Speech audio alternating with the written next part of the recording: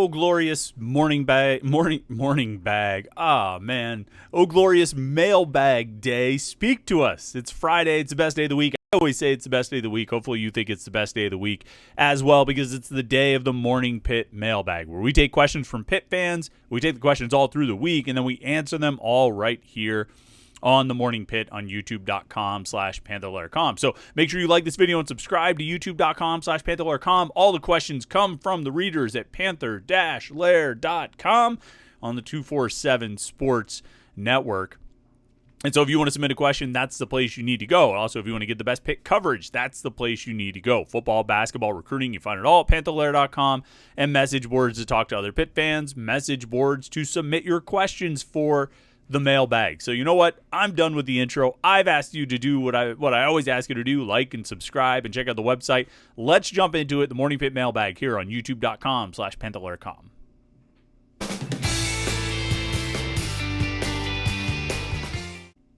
All right, we're starting off with a few leftover questions from last week. We didn't get to every question last week, and so there's a few that I wanted to pick up with and go forward, because I like a few of these questions. And so we'll start off here. This is a question from last week from Pitt77ME. Says, if someone donated $200 million to the Pitt Athletic Department, what do you think they should spend it on? Some possibilities would include 1, replace Capel and or Narduzzi; 2, pay down debt for Victory Heights; 3, put it into NIL; 4, use for revenue sharing; 5, purchase property in Oakland for a new campus stadium and start site prep; 6, leave the ACC and join the Big 12, or something else.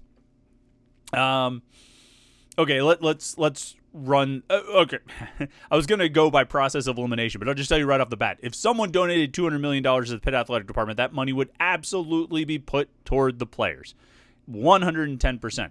If it was me, I would take the cash that I need to give out on July 1st or whenever the House settlement will go into effect, and you'll have to start paying that money directly from the university. I'd pay that out, and the rest of it I'd put into some sort of investment account to start earning interest, so I'd be ready to pay out again next year.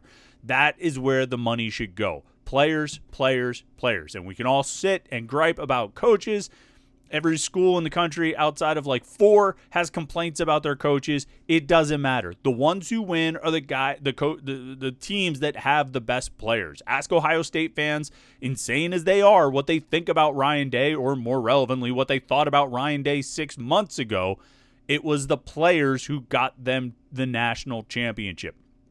It's all about the players. So if you want to succeed at athletics, if you want to succeed in major college football or major college basketball, you need the players. And so if there was a $200 million donation to the Pitt Athletic Department, that's where it should go. $200 million as far as purchasing property in Oakland for a new on-campus stadium, I mean, that I don't even think that's half of what you would need to build an on-campus stadium. So you'll be wasting it and going into more debt to build a stadium. Leaving the ACC and joining the Big 12, I don't think $200 million is going to buy you out. I think you would have to wait, maybe down the road, the way Florida State and Clemson are going to have to do, but it's just not worth it. Paying down the debt for Victory Heights, I mean, I'm pretty sure the university took that on, so let them deal with it. Replacing Capel and or Narduzzi, we've talked enough about the value of paying buyouts. I mean, look, if you're really committed to it and somebody donates $200 million, you could take a small chunk of that and change coaches.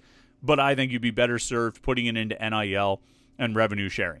Somebody wants to donate $200 million to the Pitt Athletic Department. That money needs to turn into quality talent. Drunken Oakland asks, who is the best freshman in camp and why is it Josh Gurrier? I like that question. I don't know if it's Josh Gurrier, but he certainly looks good. I think Ja'Karian Turner looks pretty good. Cameron Sapp is an interesting freshman as a wide receiver. Some of these young defensive linemen look impressive. Juju Anderson is really put together. Denham Cook is really put together. If you want to tell me it's Josh Gurrier is the best freshman in camp, okay. I don't know what kind of opportunity he's going to get this season, just because they're a little bit deep and kind of loaded at safety, but I think the future looks pretty bright for him. CG Jock 80 says, what experiences would you like as a fan in return for certain Alliance 412 donations? They have some on-field things that they offer. I'd love to be in a Zoom chalk talk on Doozy's defense, Pat Narduzzi's defense, or Cade Bell's offensive philosophy, or Mike Stacchiotti's musings on training for Power 4 football. So it's interesting. I was thinking a lot about this. or I've been thinking about this topic lately, and this question is one of the ones that one of the reasons I wanted to, kind of pick up on the questions from last week, because this is something interesting that I wanted to talk about after the video. John Gruden posted that video of Pat Narduzzi sent him a box of swag, like all kinds of stuff, shoes and a belt with a Pitt belt buckle and pullovers and shirts and hats and all different kinds of things. And John Gruden went through this extensive unboxing. I mean, there was a ton of stuff in there. If you haven't seen it, it's on social media. Probably if you search John Gruden Pitt, you'll find it. It's posted on the message boards. I mean, it's insane how much stuff he got. And I started thinking about this, and I actually reached out to some friends of mine who are Pitt fans, maybe on the fence about donating to NIL or have donated. I said, what would you think about this? Like, is this the kind of thing that would motivate you? And the friend I asked said, yeah, that's what I want to see. That's what I want, is to get sweet gear, And it's not just buying the gear. I mean, you would think of it as sort of the old, PBS telethon. Like you donate the money and you get a free gift. You're not buying that gift. You donate the money and you get the free gift. And so taking that kind of approach is what my friend suggested that he thought they should do. I wonder how much you would have to donate to get as much stuff as John Gruden got, because he got a lot of stuff. I think, though, when you talk about experiences or gifts that you get for a donation to NIL, some of it's going to depend on the fan. Some people will just want the swag. They'll want the shirts and hats and shoes and belt buckles and all of those things. Some people, I think if they made a hefty donation, or even, just if they donated $2,000 or something like that, I think what they would ultimately want is access. Like, and not, send me all your scrimmage film, or I have to be at every scrimmage or something like that, but just, sit down, small group with Cade Bell and talk about what the offense is and how it works and when it worked last season. Like, break down film, not on a super nerd out kind of way, but enough that you feel like you're a little bit closer to the program than you were before. And I think when if you think about who's donating to NIL, who is motivated enough, who's driven enough to contribute money to NIL efforts, either through Alliance 412 or through the university itself, I think it's the people who would appreciate that kind of thing the most, to sit down with Jeff Capel and look at film and look at what they tried to do and when it worked and when it didn't, or sit down with Pat Narduzzi and talk about defense, and or sit down with the players and just have an honest conversation. Like, being a little closer to the program than they were before, I think, is what a lot of people would want. But it's different for every person. Some people will say, just give me some sweet shirts, give me some sweet gear. I mean, Pitt has some awesome Nike stuff out there, some things that are just exclusive to the coaches, those satin jackets that John Gruden got. Like, I think if somebody donated $2,500, they would be really happy to get one of those jackets. Yeah, I always remember them wearing it at that miserable game at Yankee Stadium against Syracuse, when the tight end ran for 200 yards on them or whatever it was. But I mean, that was a disgusting game. It was ugly to watch, but the Pitt coaches looked great because they had those sweet jackets on. I think fans would love to get something like that. But it's different for each fan. And so I think you should probably have options. You know what I mean? You could have access, get a little bit closer, film session, chalk talk, or you want swag, you want a sweet coat, you want a belt buckle, well, we could do that too. So I think you give the fans options and, tailor it to what each fan wants or desires. And then the last question from last week, RNC1121 says, what does Pitt basketball need to do to have a successful offseason? And that's a big question. Look, there's always two parts of an offseason nowadays. There's two parts of an offseason. There's retaining your guys, and there's bringing in needed additions from the portal. Now, we've talked a lot this week about what they've lost to the transfer portal: Guillermo Diaz-Graham, Jorge Diaz-Graham, Amsal Delilich. We're recording this midday on Thursday. I hope I don't have to go back and re-record it, because there are all kinds of new deflections to the or new departures to the transfer portal. But that's what they've lost. Still out there. Jalen Lowe. We think Brandon Cummings is coming back. We expect him back. Cam Corrin, and so on and so forth. And so at this point, they've retained some guys. For it to be a successful offseason, they're going to have to bring in the necessary pieces to fill out the roster. Shooting, guards, and somebody who can help with the rebounding.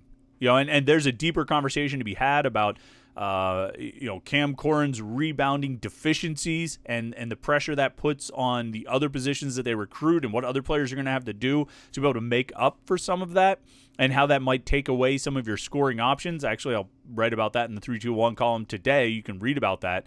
But those are the basic things you need to get. You need shooting and rebounding out of the portal. You need to bring in guys who can shoot because you lost a bunch of guys who made most of your threes last year, and you need to bring in somebody who can rebound. Ideally a couple players, but not at the expense, not sacrificing your shooting for rebounding. You need them both, though. All right, questions from this week. Let's see what we've got here. Disco302H2P says, I'm new on here, but I've seen a couple recruits. Let me find a question, just scrolled off. I'm new on here, but I've seen a couple recruits discuss sharing the practice facility with the Steelers as a big positive. How much of a role does this actually play in recruiting and getting kids to commit to Pitt? And how much does this Pitt staff push this idea? Well, the coaches definitely push it a lot. They make a big deal about the fact that they share facilities with the Steelers, not just to say like, ooh, look, we're by the Steelers, but to say, look, our facilities are NFL caliber. When you are here, you're not practicing at a college facility. You're practicing in an NFL facility. If you want to be a professional football player, come and practice in the place where professional football players practice. Work out where professional football players work out.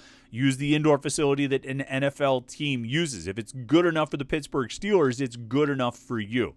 So they definitely push that a lot. And the recruits do mention it a lot. A lot of guys come in and say, wow, I knew that they shared facilities with Pitt, but I didn't realize how close they were. I didn't know how much they really share it. And so it does stand out. How big of a factor is in it getting kids to commit? Probably not as much, but it helps make a positive impression. I think it helps Pitt get on the radar and stay on the radar for some of these guys. Actually landing a commitment, I don't know. It's probably a second, third, or fourth, or fifth factor. Probably not the first factor, but I think it does impress kids. I think kids are impressed when they see it. Jay Lazinger asked this question on Wednesday. He says, given the pro day today, what's your over-under on Pitt players drafted? I'm going with 3 as the number, and I'm taking the over. I think Sauls, McMillan, and Taylor all get drafted, and I have a sense that someone will fall in love with Bart as well. 3. So, I mean, like, let's move it to 3.5, right? You're taking the over on 3.5. I guess I could go with it. I don't know. I do think Branson, so you mentioned Ben Sauls, Donovan McMillan, and Branson Taylor. Sauls is going to be a question of, does the right team that needs a kicker have a spot available? When they get to a certain spot in the draft, 5th, 6th, 7th round, does a team that needs a kicker have, that draft spot open to take him? That they don't have another need they need to fill, or another player they really like at a position on offense or defense or special teams. I think Ben Sauls is an NFL caliber kicker. I think he will kick in the NFL. Whether or not he gets drafted, I think sometimes that's luck, and just sort of where the chips fall on whether you'll actually get a draft pick used on a kicker.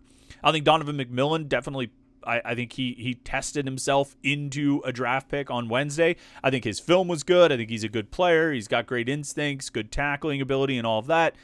What he showed on Wednesday was the athleticism and the speed, running a 4.440, I forget what he was, 4.41 or something like that.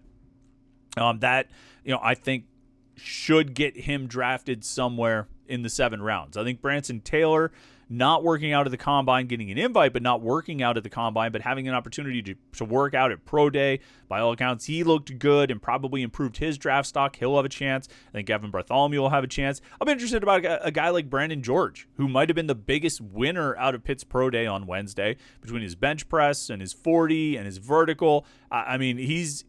We knew he was a workout warrior. I expected him to test well and move well and be explosive. Teams are going to watch the tape and they're going to compare the tape to the workout numbers, but he definitely opened some eyes with those workout numbers, and I think he gave himself a chance to get drafted by the way he tested at Pro Day on Wednesday. 4422 Hike says, disappointed with the offense this past scrimmage. Any idea how many turnovers the first team made? I don't know the breakdown there. We had heard that there were 5 interceptions and at least 1, or if not more, fumbles. I don't know how much of it was on the first team and the second team and the third team, but I think a decent amount was on the first team. I think maybe not all, but I think a decent amount did come from the first team. I'm not getting too bent out of shape about it just yet. It was the first scrimmage of spring camp. They always say defense starts faster, and so we take that into consideration as well.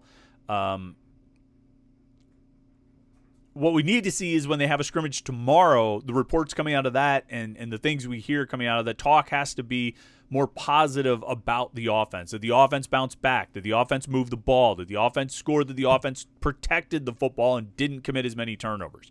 That's what we really need to see. It's okay if the offense starts out with a rough scrimmage. It's okay. It's almost sort of expected, and it's understood. But they need to get better. Like there has to be progression, and it's not going to be a finished product at the end of spring camp, but they do need to get better week by week as they move through spring camp and through these scrimmages and head toward that next step in the offseason. So not too concerned about it just yet. A couple more lousy scrimmages, and we'll have a little bit more concern. Let's see. Ross Abbott 11 says, who on this defense will be worthy of wearing the Juan Price pants? Juan Price with the super short jersey pants that he wore back in 2016. They were cut off. They were super tight. I mean, like, the thing is, if you want to wear Juan Price pants, you got to have Juan Price quads. And I haven't gotten a good enough look at Pitt's defense to get a sense of who's got Juan Price quads. So if you've got those quads, then you can pull off the pants. If you don't have those quads, like I'm not going to be able to wear Juan Price pants. It wouldn't look right. It would look weird. They'd be baggy because I'm not as thick as he was. But maybe somebody else will emerge. We'll have to keep an eye on their quads next week. How about that? That'll be one of our spring camp report topics. Next Tuesday will be quads on the defensive lineman. Ricardo Gear 25 says, can you share some more information on how long the transition to 247 was in the works? Give us the inside baseball recap on how it all went down.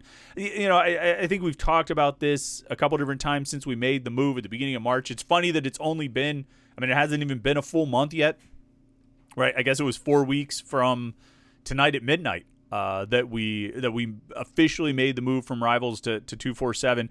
And we've talked about it. That it was in the works for a little while. It was in the works for a few months, but there was really I couldn't say anything. Like I couldn't come out with a post on February 1st and say, "Hey guys, don't renew your subscriptions. There's going to be something coming up." You know what I mean? Like I couldn't come out and say, "Hey, we're switching to another." Like contractually, I couldn't. I would be in violation of my contract to have said something like that. So we had to wait until the last day.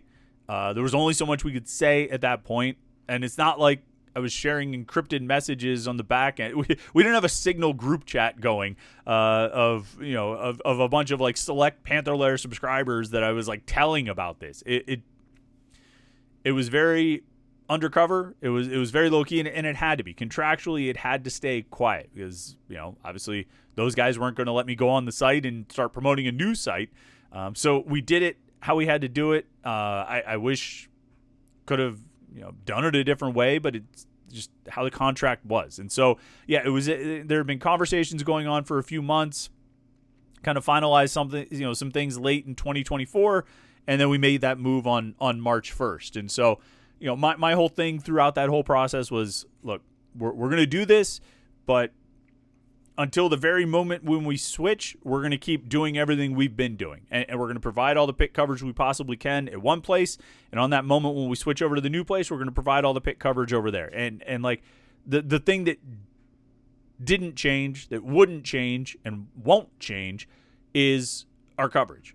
Yeah, because that's ultimately what it comes down to. We're at a new site now, but it's still Panther-Lair.com. It's still the message boards. It's still the community.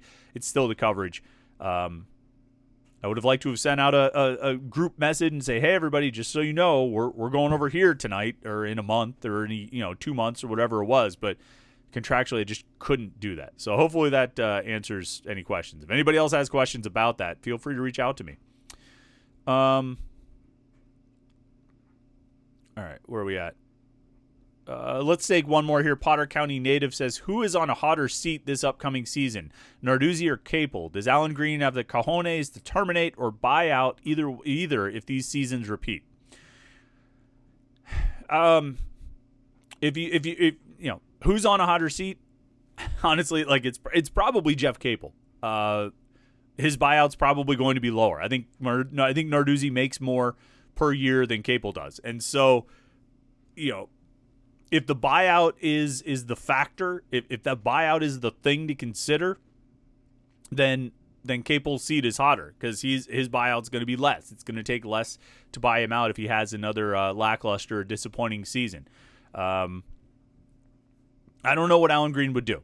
I don't know what his bar for success is.